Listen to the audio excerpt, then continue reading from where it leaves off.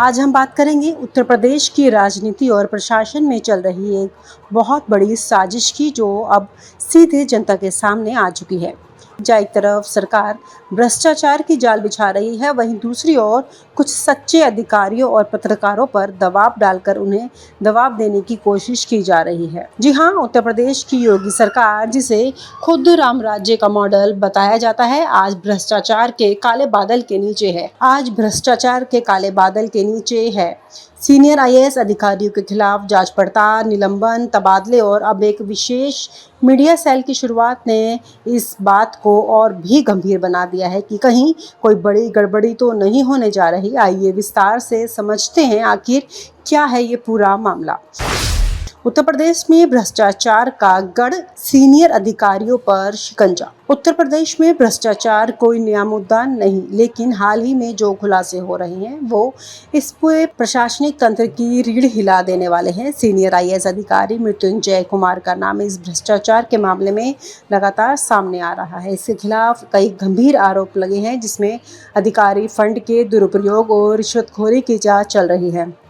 मृत्युंजय कुमार के खिलाफ अब तक की जांच में कई ऐसे तथ्य सामने आए हैं जो इस बात को साबित करते हैं कि भ्रष्टाचार सिर्फ एक दो अफसरों का मामला नहीं, बल्कि एक पूरी सिस्टम की लापरवाही और मिलीभगत है। उनकी भूमिका इतनी संदिग्ध मानी जा रही है कि योगी सरकार ने अचानक एक विशेष मीडिया सेल का संगठन कर दिया है, ताकि मीडिया में फैल रही नकारात्मक खबरों पर नियंत्रण किया जा सके।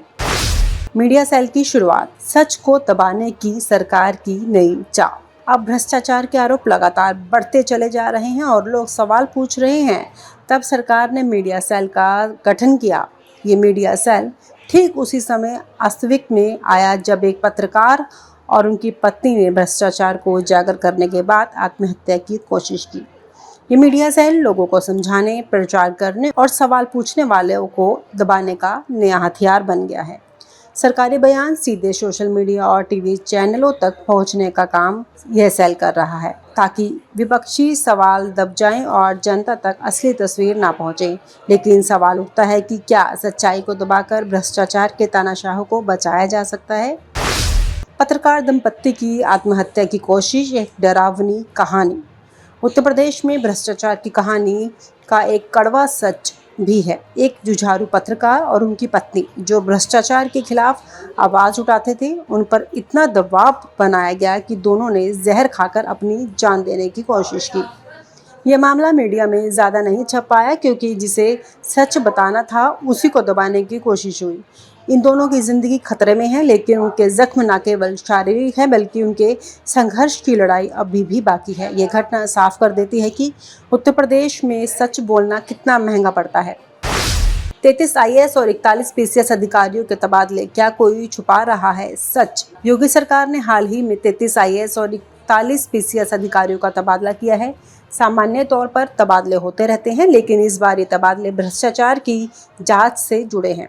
ये साफ संकेत है कि सरकार इन अधिकारियों की करतूतों को दबाने की कोशिश कर रही है, ताकि जांच के दायरे से कुछ बड़े लोग बाहर निकले। ये तबादले जनता के लिए सिर्फ खेल नहीं, बल्कि उनकी मेहनत और उम्मीदों के साथ खिलवाड़ है। नमामि गंगे परियोजना में भ्रष्टाचार, सरकारी योजनाएं किसके खजाने में? उत्तर प्रदेश की सबसे बड़ी और महत्वाकांक्षी परियोजनाओं में एक नमामि गंगे योजना में है, जिसमें भ्रष्टाचार की झलक दिख रही है। लखीमपुर खीरी में पानी की टंकी के निर्माण में कथित भ्रष्टाचार के आरोपों के बाद अधिकारियों को हटाया गया। ये सवाल खुद बयां करता है कि योजनाओं के नाम पर सरकारी पैसे का कितना बड़ा घोटाला हो रहा है और किस किस अधिकारी के हिस्से में कितनी रकम आती है। यह भ्रष्टाचार का मॉडल है जो जनता के सपनों और उम्मीदों को चौपट कर रहा है। इन्वेस्ट पुरी के सीईओ अभिषेक प्रसाद निलंबित, बड़े घोटाले की शुरुआत। इसी कड़ी में इन्वेस्ट पुरी के सीईओ अभिषेक प्रकाश का निलंबन हुआ है। उन पर एक सोलर प्रोजेक्ट के लिए कमीशन मांगने के आरोप लगे हैं। यह निलंबन सिर्फ एक अफसर को हटाने की कार्यवाही नहीं, बल्कि पूरी व्यवस्था की सड़ान को उजागर करता है। सवाल यह है कि इतने बड़े स्तर पर भ्रष्टाचार हो रहा है और सरकार क्यों चुप है? क्या ये सिर्फ बर्फीली चोटियां हैं, या जबकि माउंट एवरेस्ट अभी भी बचा हुआ है?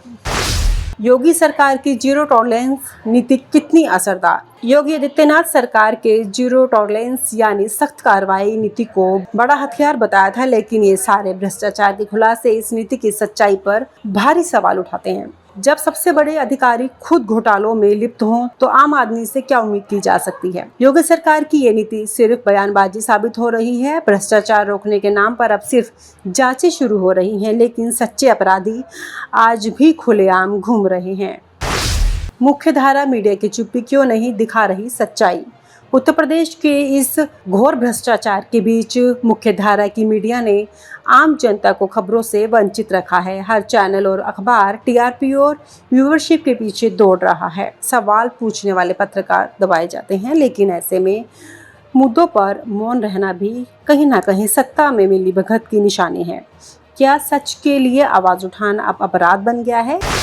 मीडिया सेल की शुरुआत, सच को दबाने की सरकार की नई चाल। अब भ्रष्टाचार के आरोप लगातार बढ़ते चले जा रहे हैं और लोग सवाल पूछ रहे हैं। तब सरकार ने मीडिया सेल का गठन किया। ये मीडिया सेल ठीक उसी समय अस्तित्व में आया जब एक पत्रकार और उनकी पत्नी ने भ्रष्टाचार को उजागर करने के बाद आत्महत्या की कोशिश की। ये मीडिया सेल लोगों को समझाने, प्रचार करने और सवाल पूछने वालों को दबाने का नया हथियार बन गया है। सरकारी बयान सीधे सोशल मीडिया और टीवी चैनलों तक पहुंचने का काम यह सेल कर रहा है, ताकि विपक्षी सवाल दब जाएं और जनता तक असली तस्वीर ना पहुंचे। लेकिन सवाल उठता है कि क्या सच्चाई को दबाकर भ्रष्टाचार के तानाशाहों को बचाया जा सकता है? पत्रकार दंपत्ति की आत्महत्या की कोशिश, एक डरावनी कहानी। उत्तर प्रदेश में भ्रष्टाचार की कहानी का एक कड़वा सच भी है। एक जुझारू पत्रकार और उनकी पत्नी जो भ्रष्टाचार के खिलाफ आवाज उठाते थे, उन पर इतना दबाव बनाया गया कि दोनों ने जहर खाकर अपनी जान देने की कोशिश की। यह मामला मीडिया में ज़्यादा नहीं छप पाया क्योंकि जिसे सच बताना था उसी को दबाने की कोशिश हुई।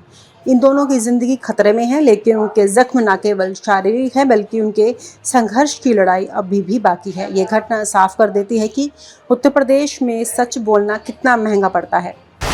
जनता का विश्वास टूटा, क्या राम राज्य अब मिथक बन गया है? इन सारे घटनाक्रमों के बाद जनता का सरकार से भरोसा लगातार कम हो रहा है।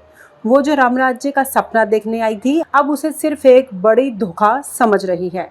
जनता के लिए सवाल बड़ा है कि क्या उत्तर प्रदेश में प्रशासन और सरकार जनता की सेवा कर रही है या सिर्फ सत्ता और पैसा संचालित कर रही है? ये वही प्रश्न है जो अगले चुनाव में निर्णायक भूमिका निभाएंगे। अब सवाल पूछने का वक्त है। दोस्तों, यह वक्त सिर्फ चुप रहने का नहीं है, अब वक्त है सवाल पूछने का, जवाब मांगने का। अगर हम आज भी अपनी आवाज़ नहीं उठाएंगे तो कल ये भ्रष्टाचार हमारे और हमारे बच्चों के भविष्य को तबाह कर देगा। उत्तर प्रदेश की जनता को चाहिए कि वो जागे, समझे और ऐसे नेताओं और अफसरों को सत्ता से दूर करे जो सिर्फ अपनी जेब भरने में लगे हैं। सच्चाई को दबाने की कोशिशें असफल होंगी क्योंकि सच्चाई कभी छुपती नहीं। और आप हमसे जुड़े रहने के लिए सब्सक्राइब करें YouTube पर, फॉलो करें Twitter पर और लाइक करें Facebook पर। और ज्यादा जानकारी के लिए आपको टाइप करना होगा सिर्फ न्यूज़ नशा।